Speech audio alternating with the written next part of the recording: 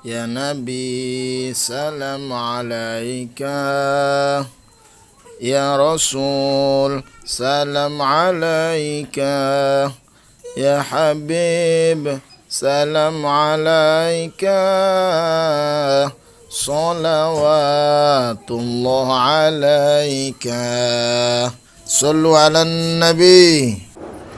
Assalamualaikum warahmatullahi wabarakatuh. Waalaikumsalam warahmatullahi Amda'u bismillahirrahmani wabirrahimi daimil ihsani falhamdulillahil qadimil awwali al-akhiril baqi bila tahawuli thumma salatu wassalamu sarmada ala nabiyyina Muhammadin khairi man qad wahada wa ala alihi wa ashabihi wa man tabi' sabilal haqqi ghairu mubtadi'. Amma ba'd. Al-mukarramun, para alim ulama, para kiai, para asatidz, bapak-bapak, ibu-ibu, seluruh jemaah Masjid Jabal Nur yang dimuliakan Allah Subhanahu wa taala. Alhamdulillah, pada subuh kali ini kita masih bisa melanjutkan rutinitas kita yang ini bagian daripada keistiqomahannya Pak Ali sebagai ketua DKM Masjid beserta seluruh pengurus yang lain. Semoga keistiqomahan kita untuk tetap mengkaji dan mengaji ala kadarnya ini menyebabkan kita mendapatkan ridho dari Allah Subhanahu wa taala. Semoga pengurus masjid yang istiqomah ini, jemaah yang istiqomah ini dari Haji Ali beserta seluruh jemaah yang lain yang menyebabkan hajat-hajat kita dikabulkan oleh Allah Subhanahu wa taala, dan keistiqomahan ini terus ditetapkan oleh Allah Subhanahu wa taala dalam hati kita sekalian. Dan apabila suatu hari nanti kita diwafatkan oleh Allah Subhanahu wa taala, kita masih istiqomah beribadah kepada Allah Subhanahu wa taala. Silaturrahmi, yakni menyambungkan hubungan yang baik. Ini yang menjadi pembahasan kita ala kadarnya ini. Semoga menjadi ilmu yang manfaat buat kita, yang bisa kita lanjutkan untuk beribadah kepada Allah Subhanahu wa taala. Ibu bapak yang sama-sama dimuliakan Allah Subhanahu wa taala, silaturrahmi yang sering kita ucapkan, dan di dalam kitab ini berbicara masalah silaturrahmi. Di dalam istilah ini sering kita dengarkan istilah, ada yang bilang silaturrahim, atau ada lagi yang bilang silaturrahmi. Itu biasanya pengucapannya kalau di dalam bahasa Arab terdapat dua kata yang digabung menjadi satu. Nanti oleh orang-orang yang ahli bahasa, ini bagian daripada bentuk kalimat mudhafun ilaih atau al-idhafah, yang artinya sandaran. Seperti apa? Silah, ini artinya menyambungkan atau sambungan atau tali. Rahmi artinya kasih sayang. Silaturrahmi jadi idhafah. Jadi dalam kalimat bahasa Arab, apabila ada dua kalimat atau dua kata digabung menjadi satu, maka bisa berbentuk idhafah atau mudhafun ilaih, atau bisa berbentuk kalimat-kalimat yang lain. Tetapi dalam hal ini adalah kalau pada awalnya kalimat tanpa alif lam, maka kalimat yang keduanya adalah alif lam, nanti itu bentuknya mudhafun ilaih. Contoh, Abdullahi, hamba Allah. Silaturrahmi adalah kasih sayang. Sambungan yang bermakna kasih sayang. Jemaah sekalian, lalu mana kalimat yang biasa kita gunakan? Mau menggunakan istilah silaturahim silakan, mau menggunakan istilah silaturahmi juga silakan. Yang penting perbuatannya. Nih, terkadang orang masih menentangkan atau masih terjadi di dalamnya ada perbedaan kalimat, tapi apapun perbedaan kalimatnya, mau yang menggunakan silaturahmi atau mau menggunakan silaturahim, asalkan dua-duanya tersebut terjalin satu hubungan baik di antara sesama, antara saudara, antara kerabat, antara tetangga, antara kawan dan lain sebagainya. Nah, di dalam kalimat ini yang ditulis oleh penyusun kitab adalah silaturahmi. Silah artinya tali, silah artinya menyambungkan, silah artinya sampai, rahmi artinya kasih sayang. Artinya apa?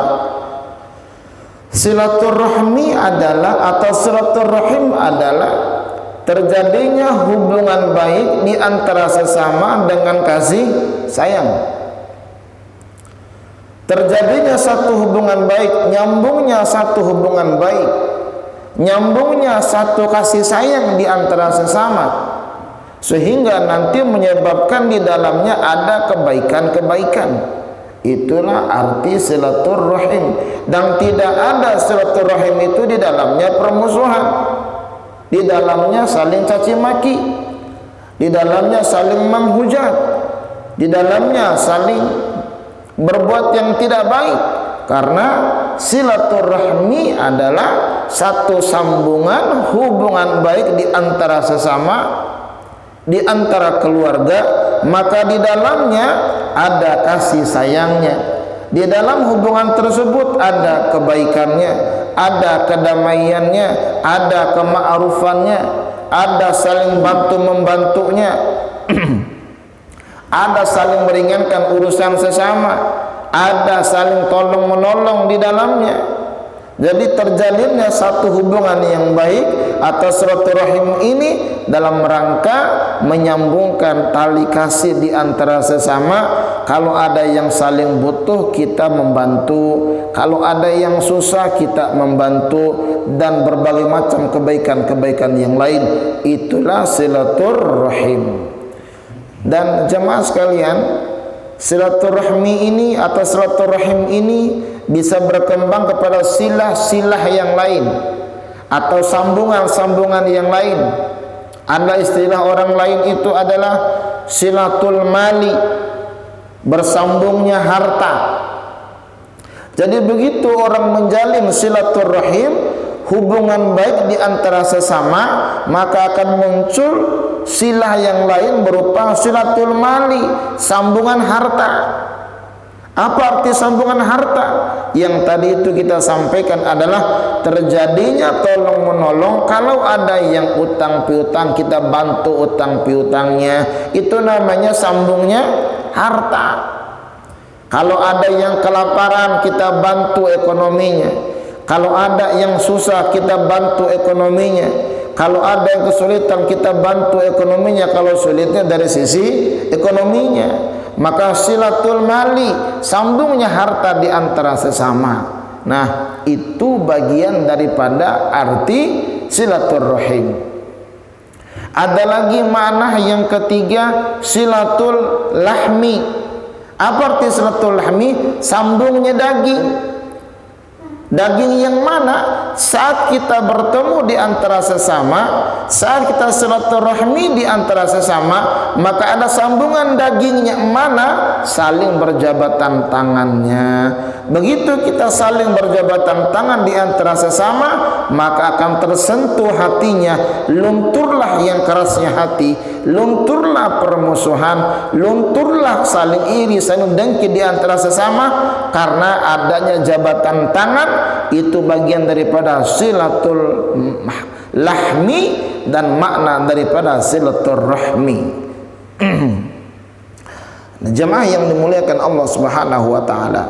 Dan banyak bentuk acara yang bisa dilakukan untuk silaturahim ini atau silaturahmi ini. Banyak cara. Apa di antara caranya? Bisa silaturahmi itu dengan cara arisan. Arisan itu adalah cara, tapi intinya terjalinnya hubungan baik. Tadi saya sampaikan, silaturahmi berdampak kepada silatul mali, artinya sambungan harta. Yang orang yang arisan itu adalah dia di samping silaturahmi juga silatul mali, ada sambungan harta. Arisan kan ada saling membantunya tuh. Bulan ini kita kumpulin dah, kita bantu dia. Yang namanya keluar nama mah urusan aturan. Ada lagi silaturahmi itu acara reunian, itu silaturahmi. Dan di dalamnya ada silatul mali, saling bantu menyiapkan makan. Oh, saya bagian minumannya, saya bagian makanannya, saya bagian buah-buahannya. Itu namanya sambung juga harta. Dan silatul lahmi, sambungan daging, saling berjabatan tangan. Banyak cara jemaah sekalian kita lakukan untuk silaturahmi ini. Orang sholat berjamaah juga di dalamnya ada urusan silaturahim. Begitu kita sampai ke masjid, kita ucapkan assalamualaikum kepada jemaah yang sedang duduk atau kepada jemaah yang sedang ngobrol-ngobrol ringan di samping masjid. Kita masuk ke dalamnya, kita berjabatan tangan. Itu juga bagian daripada silaturahmi, berarti silatul lahmi, sambungan daging berjabatan tangan itu. Nah, orang yang sholat berjamaah di samping dia beribadah kepada Allah Subhanahu wa taala, bisa silaturahim di antara jamaah masjid, dan itu adalah warga di komplek tersebut atau warga yang datang dari luar komplek, saling kenal, saling mengenal, dan akhirnya nanti bisa saling bantu-membantu. Itulah makna silaturahmi. Dan acara-acara di kantor,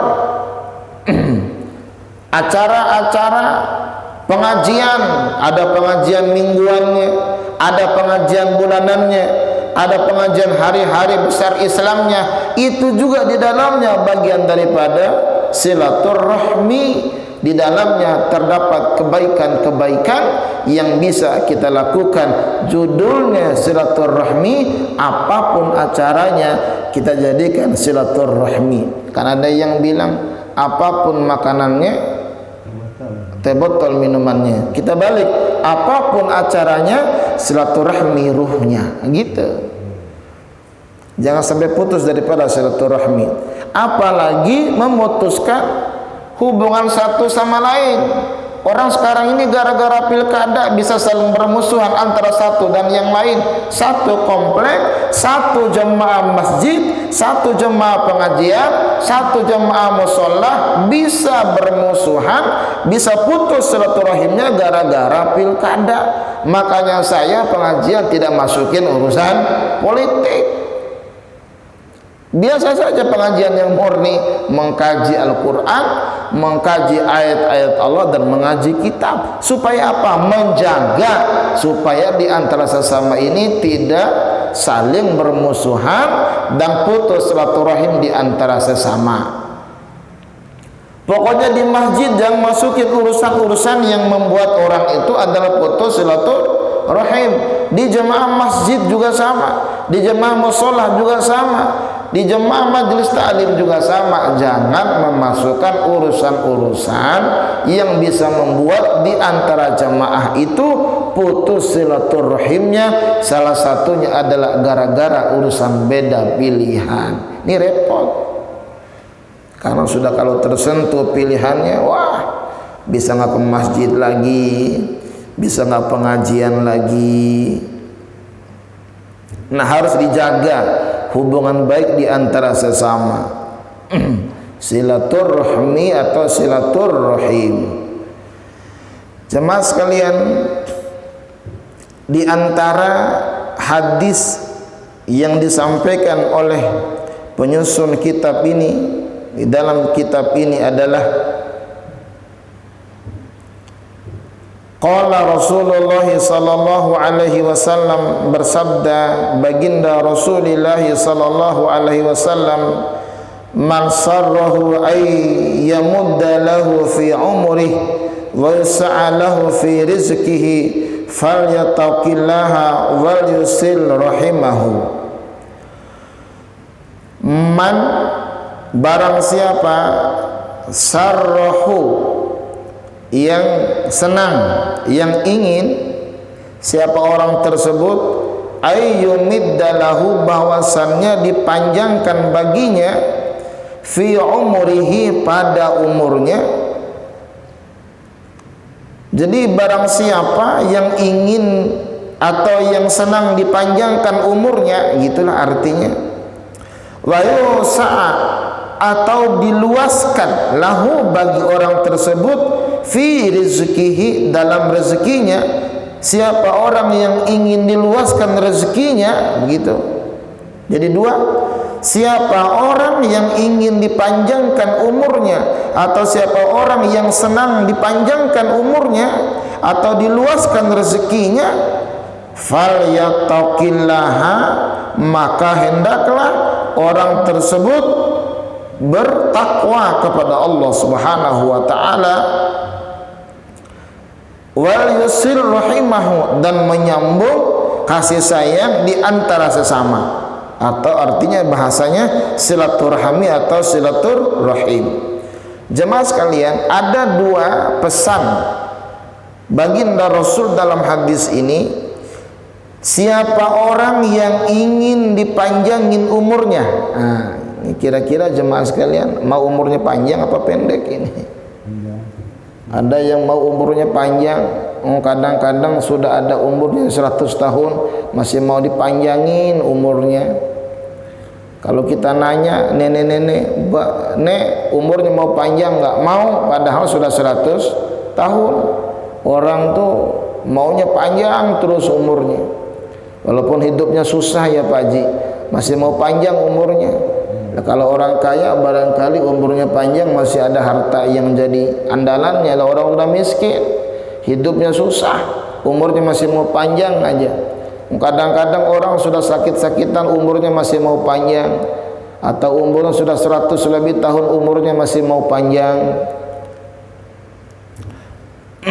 Dan orang nggak mau mati buru-buru, maunya umurnya panjang. Tanya siapa aja dah, pasti mau umurnya panjang. Padahal tuh kalau umurnya panjang 200 tahun serba susah sudah. Mau bangun butuh pegangan, itu pun sudah nggak bisa jalan kadang-kadang. Masih saja umurnya masih mau panjang. Padahal umur Nabi berapa tahun? Lebih kurang 63 tahun umur Nabi. Dan kata baginda Rasul dalam hadisnya, umur umatku nanti baina sitina wa arba'in, baina sitina wa sab'ina, antara 60 sampai 70 tahun itu umur umatku. Sekarang umur Pak Haji Ali udah berapa tahun? 49. Ya kalau ibarat orang hitungannya tinggal 2 kali pilkada lagi tuh Pak Haji. Kalau umurnya sudah 50 tahun tinggal 2 kali pilkada lagi. Kalau ada orang yang sudah umurnya 60 tahun, ibarat main bola, wasit mulai melihat jam tangan. Ini lagi musim main bola nih, Indonesia sama Thailand itu final.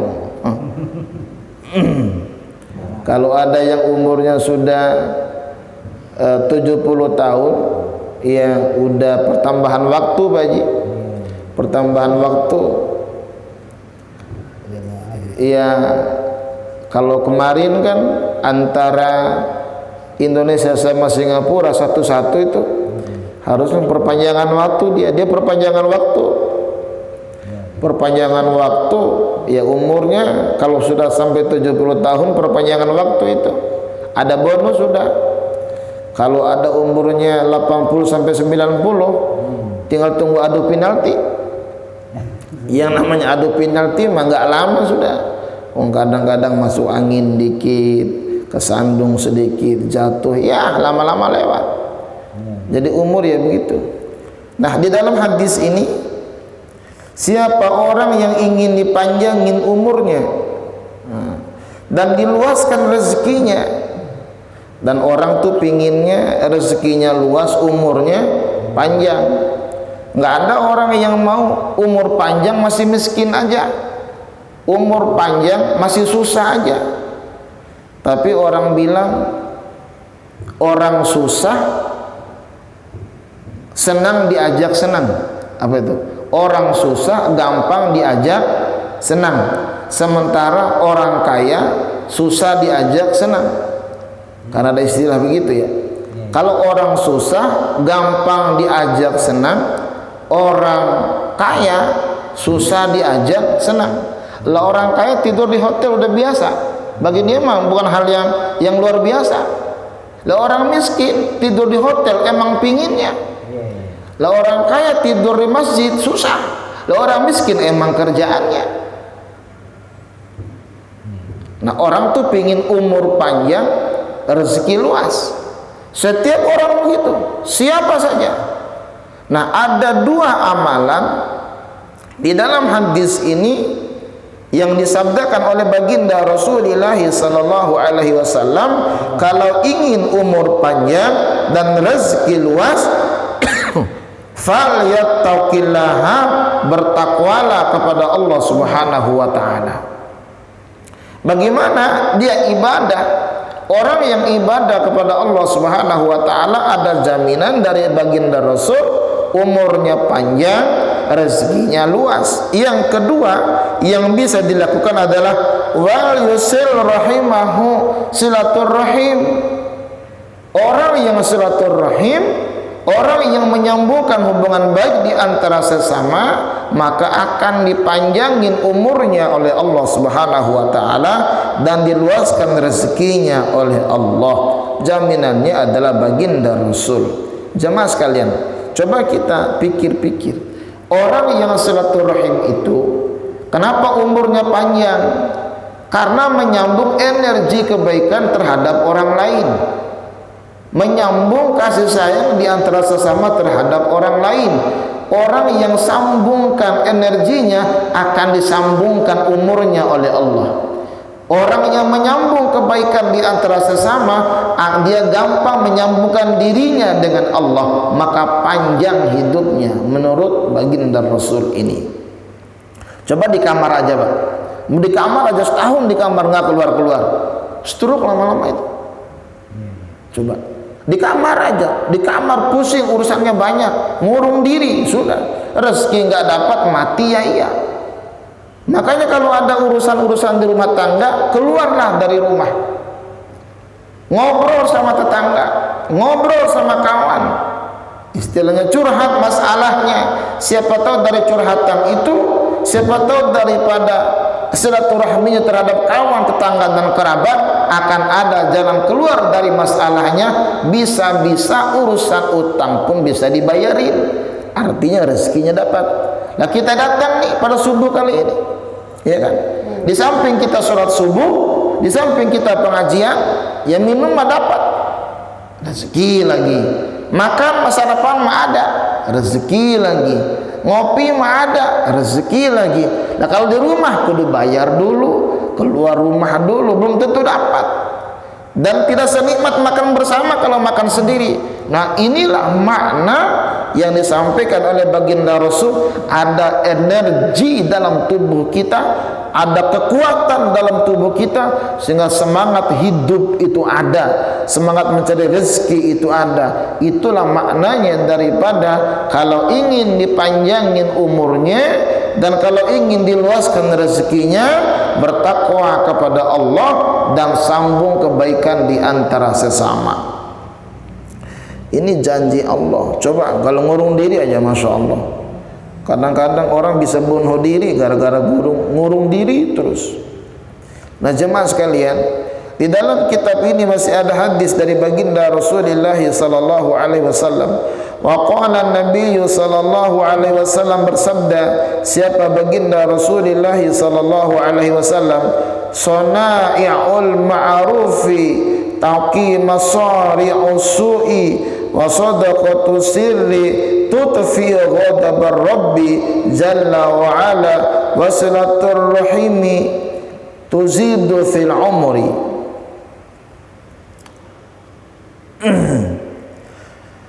Sana'iul ma'rufi taqi masari usui. Perbuatan baik dapat menghindar kematian yang buruk. Coba lihat.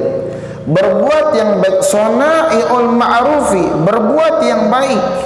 Ma'ruf itu artinya kebaikannya sudah dikenal. Jadi bukan kebaikan yang tidak dikenal. Kebaikan itu sudah biasa kita lakukan, dan kebaikan itu difahami oleh orang lain, itu bagian daripada kebaikan. Itu sana'iul ma'ruf. Kalau itu dilakukan, taqi masari usui, menghindarkan daripada kematian yang hina, kematian yang buruk. Artinya apa? Tatkala kita berbuat baik, jemaah sekalian, kebaikan apapun yang kita kenal dan dikenal sama orang lain, bahwa itu adalah mampu menghindarkan daripada kita matinya hina. Kita tidak mau mati hina, kita tidak mau mati su'ul khatimah, kita pinginnya mati husnul khatimah. Nah, bagaimana caranya? Selalu berbuat baik. Jangan sampai kita selalu berbuat buruk. Nah, kita mati lagi berbuat buruk. Ini yang luar biasa. Kita mati lagi berbuat zina, kita mati lagi berbuat yang tidak baik. Naudzubillah. Maka saat kita semangat berbuat baik, nanti akan mengantarkan kita menuju Allah Subhanahu wa taala dengan mati yang husnul khatimah. Itu yang pertama, perintah dalam hadis ini. Yang kedua, adalah lanjutan hadisnya adalah wa sadaqatu sirri tutfi'u ghadab rabbi jalla wa ala.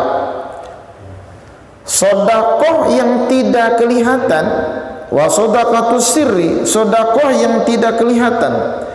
Apa tuh sedekah yang tidak kelihatan? Sedekah diam-diam, ya kan? Tutfi'u, memadam. Ghadabar rabbi, marahnya Tuhan jalla wa ala, Allah Subhanahu wa taala yang maha agung dan maha tinggi. Jadi sedekah itu ada dua, jemaah sekalian. Ada sedekah terang-terangan, ada sedekah sembunyi-sembunyi. Bahasa Qur'annya adalah sirru wa alaniyah, diam-diam dan terang-terang. Dua-duanya diakui oleh Al-Quran selama masih mampu menjaga hati akan keikhlasannya. Yang mau sedekah secara sembunyi-sembunyi silakan, yang mau sedekah secara terang-terangan silakan. Tapi dalam hadis ini, wa shadaqatu sirri, orang yang sedekahnya diam-diam, yang tersembunyi, diam-diam ngasih, nggak pakai pengumuman di masjid gitu kan. Nih gua sudah sedekah noh, nggak pakai ngumumin di sosial media gitu. Sekarang ini kan orang mau sedekah aja minta diumumin. Orang mau sedekah saja ngasih tahu di sosial media. Boleh mah boleh, tapi asalkan hatinya dijaga daripada riaknya. Nah, yang aman bagaimana? Sembunyi-sembunyi, diam-diam ngasih, diam-diam sedekah, diam-diam infak, gitu kan? Diam-diam bantu orang, diam-diam nolongin orang. Kalau itu dilakukan, tutfi'u ghadabar rabbi jalla wa ala, memadamkan marahnya Allah Subhanahu wa taala. Jadi kalau kita membantu orang, ini bagian daripada buah silaturahim nih, membantu orang. Sedekah memadamkan kemarahan Allah Subhanahu wa taala. Karena memang rahmat Allah Subhanahu wa taala itu lebih daripada marahnya Allah. Dalam salah satu hadis, jemaah sekalian, nanti itu Allah akan bertanya kepada hamba-hamba, kenapa kalian tidak mendatangi aku? Aku sedang kelaparan, kalian tidak datang. Maka hamba-hamba itu bertanya, bagaimana mungkin Tuhan lapar? Tidak, di situ ada orang yang kelaparan, kalian tidak mendatanginya. Padahal kalau kalian mendatanginya, di situ ada aku, kata Allah. Ke dalam hadisnya demikian, hadis qudsi. Ada lagi hadis yang bilang begini, kenapa kalian tidak mendatangi aku? Aku sedang telanjang. Lalu hamba-hamba bertanya, bagaimana mungkin Tuhan telanjang? Bukan. Di situ ada orang yang telanjang, ada orang yang tidak bisa, ada orang yang tidak punya pakaian. Kalian tidak memberikannya. Kalau kalian memberikannya, di situ ada aku. Jadi saat kita membantu orang berupa ngasih makan kepada orang, maka di situ ada Allah. Begitu ada orang yang nggak ada baju, kita ngasih baju, di situ ada Allah. Bahkan dalam salah satu hadis lanjutannya adalah saat aku sakit, kalian tidak mendatangiku. Hamba-hamba bertanya, ya Tuhan, bagaimana mungkin engkau sakit? Engkau kan Allah yang maha segala-galanya. Bukan, ada orang sakit, kalian tidak mendatanginya. Kalau kalian mendatanginya, di situ ada aku, kata Allah. Artinya apa, saudara-saudara sekalian? Kita datang membantu orang, membawa pakaian kepada orang, ngasih pakaian kepada orang yang tidak punya pakaian, di situ ada Allah. Ngasih makan kepada orang yang lapar, di situ ada Allah. Mengunjungi orang yang sakit, di situ ada Allah. Kenapa? Pada saat orang kelaparan, kita ngasih makan, mereka akan berdoa kepada Allah Subhanahu wa taala, dan doanya orang-orang ini tidak ada hijab yang menghalanginya, diijabah oleh Allah Subhanahu wa taala. Dan saat kita datang kepada orang yang sakit, kita bantu orang yang sakit, dia akan berdoa kepada Allah Subhanahu wa taala. Doanya orang-orang ini tidak ada hijab yang menghalanginya, akan diijabah Allah Subhanahu wa taala. Itu orang yang sedekahnya diam-diam luar biasa, memadamkan kemarahan daripada Allah Subhanahu wa taala. Kalau Allah sudah marah itu, jangankan marahnya Pak, dehemnya saja gunung bisa meletus. Gunung Semeru kemarin akhir tahun ini kan banyak banget musibah ujian yang ditimpakan kepada kita. Maka sedekah, infak, diam-diam bantu orang, itulah yang membuat padamnya kemarahan Allah dalam hadis ini. Nah, yang berkaitan dengan masalah kita ini adalah wasilaturrahmi tazidu fil umur, dan silaturahim itu adalah tambah umur. Ini hal lagi-lagi hadis menguatkan pembahasan kita bahwa orang yang silaturahim itu ditambah umurnya. Bagaimana kalau orang dia berhubungan terus, berhubungan baik, cuma umurnya pendek? Ada makna yang tersambung di dalamnya adalah walaupun dia telah meninggal dunia lebih awal dan dia baik orangnya, tapi namanya disebut sama orang, hidup namanya. Kata orang apa? Dia orangnya baik, Masya Allah. Dia orangnya suka sedekah, kata orang. Dia orang senang ibadah. Dia orang senang silaturahim. Ayo kita contoh orang tersebut. Ini tetap namanya disebut nama orang. Namanya masih hidup, walau orangnya telah meninggal dunia. Kebaikan-kebaikan akan diingat oleh orang, dan akan disambungkan doanya oleh orang yang masih hidup buat mereka yang baik, walaupun mereka telah meninggal dunia. Coba kalau orang jahat, kagak mau diingat sama orang, walaupun ingat, orang dongkol ingatnya. Nah jemaah sekalian, oleh karena itu dalam hidup ini harus selalu saling silaturahim di antara sesama kita. Ini minimal sama dengan saya, silaturahimnya sebulan sekali. Niatkan untuk silaturahim, ini ibadah yang luar biasa di hadapan Allah Subhanahu wa taala. Karena itu jemaah sekalian, itu saja yang bisa saya sampaikan. Semoga yang sedikit ini ada manfaatnya.